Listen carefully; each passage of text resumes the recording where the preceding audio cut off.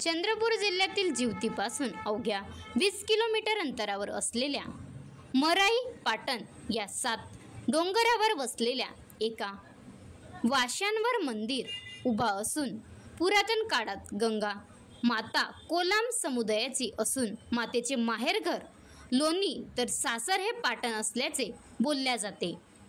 जिवती तालुक्यातील मराई पाटण येथे चैत्र पंचमी निमित्त भाविकांची मोठी गर्दी व यात्रा या ठिकाणी भरत असते।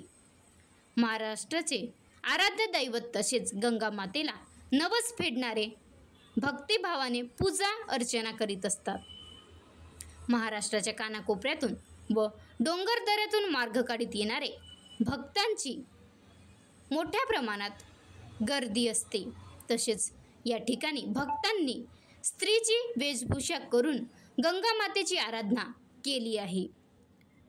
महाराष्ट्र लाईव्ह न्यूज धनराज वासेकर, तालुका प्रतिनिधी, चामोर्शी।